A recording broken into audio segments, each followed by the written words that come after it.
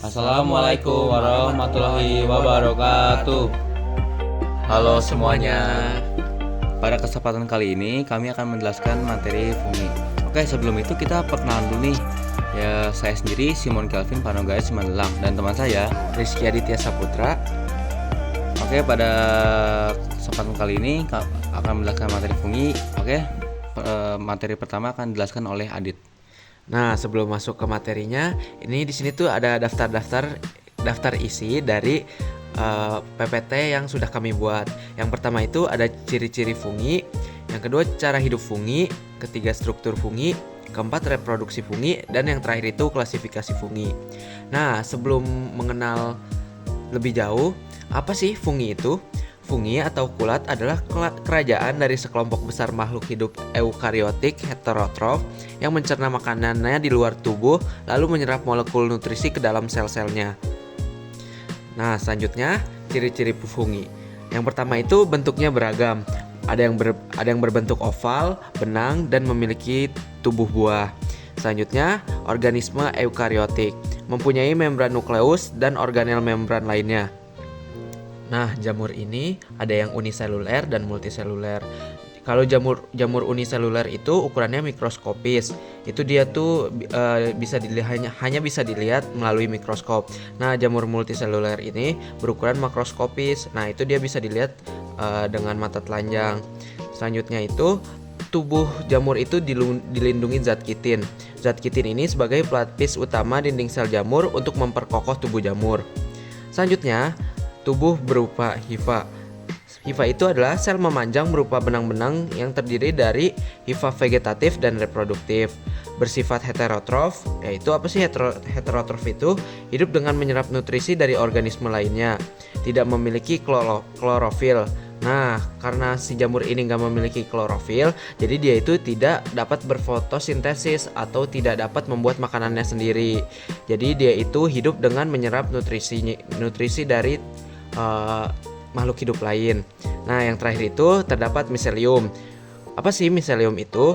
Miselium itu adalah kumpulan hifa yang bercabang yang berfungsi menyerap makanan dari organisme lain. Oke, yang selanjutnya ada cara hidup. Jadi cara hidupnya si fungi itu ada 3 ya. Yang pertama itu ada saprofit. Saprofit nih memperoleh zat organik dari makhluk hidup yang telah mati. Jadi dia tuh berperan sebagai recomposer untuk pengurai bangkai yang telah mati. Contohnya ada ular nih atau tikus. Misalnya dia udah lama mati jadi bangkai, terus lama-lama dia akan terurai sendiri. Nah, itu peran si saprofit. Lalu yang kedua ada parasit. Jadi parasit itu memperoleh zat organik dari makhluk hidup yang menjadi inangnya. Jadi itu dia seperti parasit lah pokoknya. Lalu yang ketiga ada mutual. Mutual itu memperoleh zat organik dari makhluk hidup yang masih hidup, tetapi menguntungkan inangnya. Contohnya seperti tumbuhan lumut dengan alga hijau. Oke, di sini ada struktur fungi. Jadi struktur fungi itu yang pertama ada tudung jamur, itu di bagian atas guys. Lalu ada lamela. Jadi lamela itu dia terdiri dari hifa, inti sel dan septa.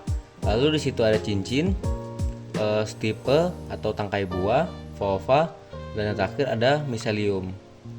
Nah, selanjutnya ini kita akan membahas reproduksi fungi. Reproduksi fungi itu terbagi menjadi 2. Ada yang vegetatif atau aseksual dan generatif atau seksual. Di sini tuh kita akan membahas dulu reproduksi vegetatif atau aseksual.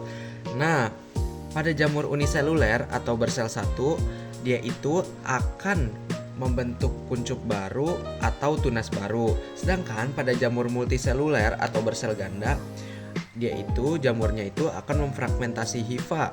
Nah, potongan hifa yang terjatuh itu jika berada di lingkungan yang tepat itu akan menanam jamur baru. Nah, jamur juga dapat membentuk spora aseksual yang berupa sporangiospora dan conidiospora yang bersifat haploid. Nah, selanjutnya itu reproduksi secara generatif atau seksual. Nah, reproduksi secara seksual ini dapat dilakukan dengan cara hifa atau singgami melalui tahapan penyatuan plasma sel atau plasmogami dan penyatuan inti sel atau karyogami. Nah, spora yang dihasilkan itu dapat berupa zigospora, askospora, dan basidiospora.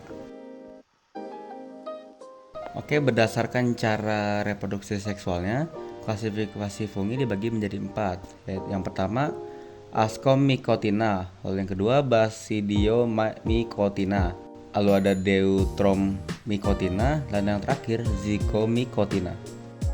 Lalu untuk yang pertama Zygomycotina, dia itu punya zigospora, yang dimaksud spora seksual yang berdinding tebal pada masa istirahat sehingga dapat bertahan pada kondisi kering selama berbulan-bulan, punya hifa bercabang dan tidak bersekat atau zoenositik dengan dinding sel dari zat kitin. Punya 3 tipe hifa: stolon, rhizoid, dan sporangiofor. Nah, selanjutnya reproduksi Zygomycotina ini kan terbagi menjadi 2, yang aseksual dan seksual. Nah, buat proses seksual sendiri itu, yang pertama itu akan adanya pembentukan sporangium atau hifa jamur membentuk struktur berbentuk bola kecil yang disebut sporangium di ujung sporangiopor atau hifa khusus. Selanjutnya akan ada produksi spora. Di dalam sporangium ini terbentuk spora hasil pembelahan mitosis. Lalu spora akan menyebar, dan ketika sporangium matang, dindingnya pecah dan spora tersebar oleh angin atau air. Nah, selanjutnya itu spora akan tumbuh. Jika spora jatuh di tempat yang cocok, spora akan berkecambah menjadi hifa baru dan membentuk individu jamur baru. Contohnya adalah Rhizopus stolonifer yang berkembang biak di roti. Nah, selanjutnya ini reproduksi secara seksual. Yang pertama ini kontak antara hifa berlawanan tipe seksual. Nah, 2 hifa yang berbeda jenis jantan dan betina bertemu dan membentuk tonjolan kecil yang disebut progametangium. Lalu akan adanya penyatuan gametangium. Progametangium yang berkembang menjadi gametangium yang berisi inti. Kedua gametangium ini melebur menyatukan inti mereka, yang biasa disebut itu proses karyogami, membentuk zigospora diploid. Nah, setelah itu akan adanya pembentukan dinding tebal pada zigospora. Zigospora berkembang dengan dinding yang tebal untuk melindunginya dalam kondisi buruk. Nah, jika kondisi lingkungan membaik, zigospora berkecambah menjadi pembelahan meiosis dan membentuk sporangium baru yang menghasilkan spora haploid.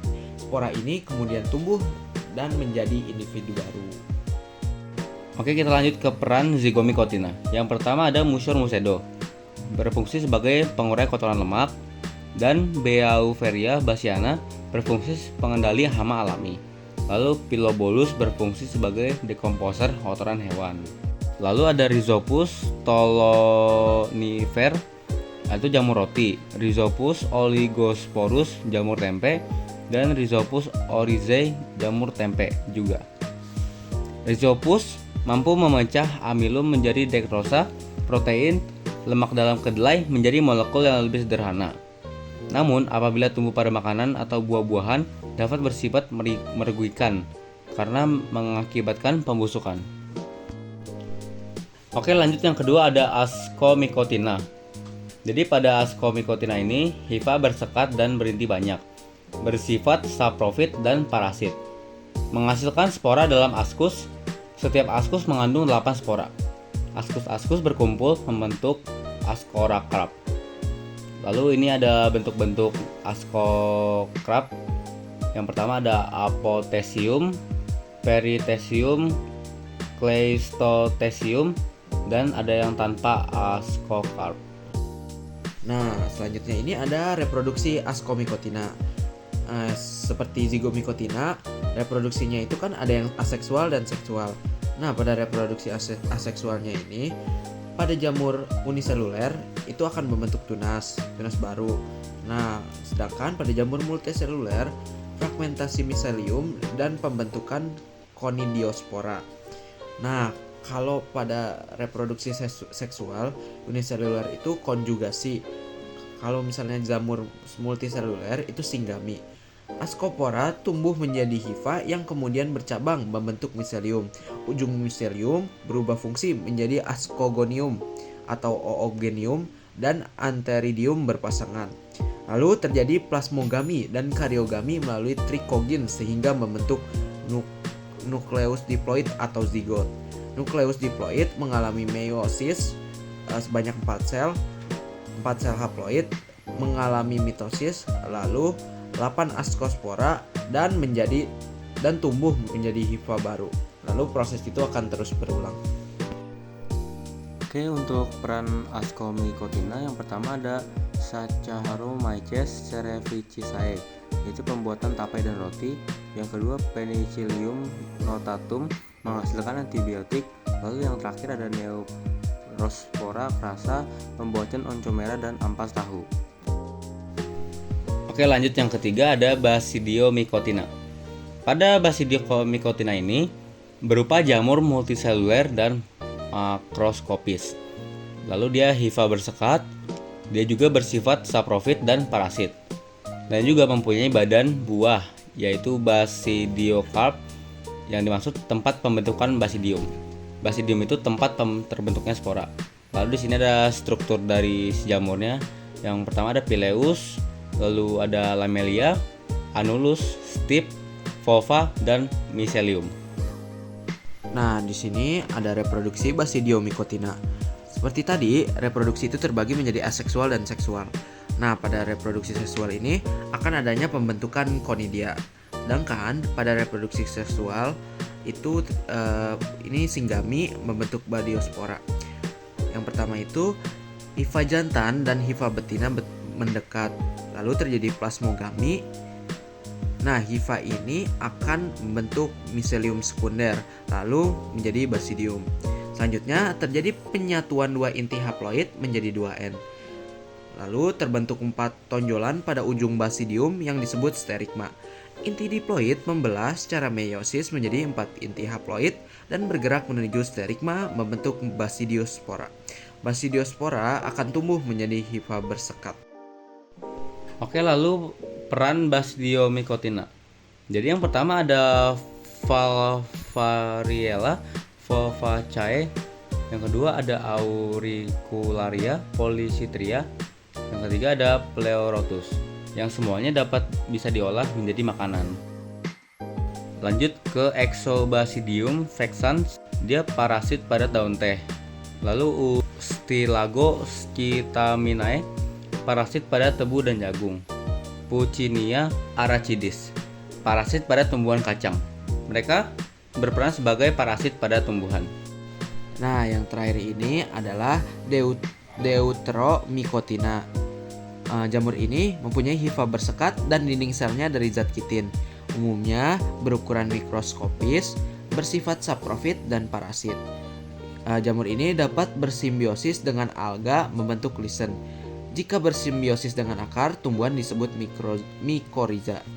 Nah, reproduksi klasifikasi jamur ini itu terbagi menjadi 2, aseksual dan seksual. Namun pada seksual ini belum diketahui sehingga disebutnya itu fungi imperfecti.